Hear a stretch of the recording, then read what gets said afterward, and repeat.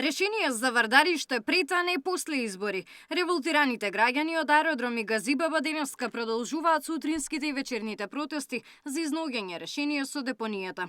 Велат дека надлежните со денови немаат слух за нивните барања. Првото барање е значи да има 24/7 надзор контрола, да се огради Вардариште, да има видео надзор кој што ќе може да оди на стрим на видео, да граѓаните да знаат што се случува, да се реши проблемот со луѓето кои што таму живеат, 200 луѓе.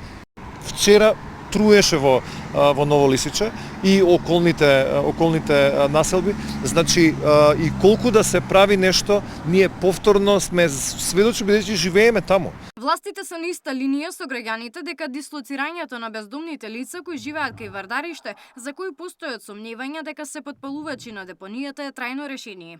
Од Министерството за труд и социјална политика велат дека веќе извршиле мапирање на лицата кои живеат во импровизирани услови во местноста Вардариште.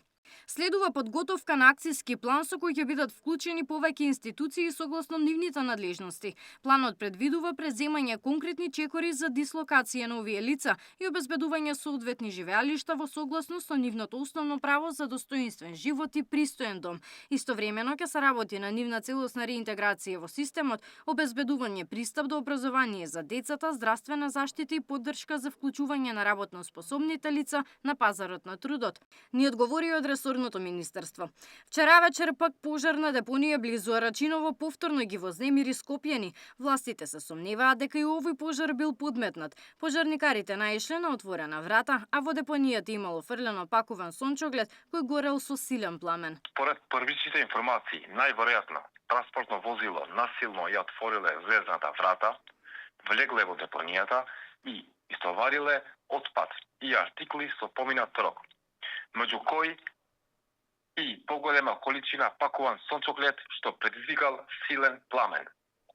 Намерно предизвиканиот пожар зафати дел од депонијата, а поради насоката на ветерот, чадот и непријатноста миризба се чувствуваше во поголем дел од Скопје.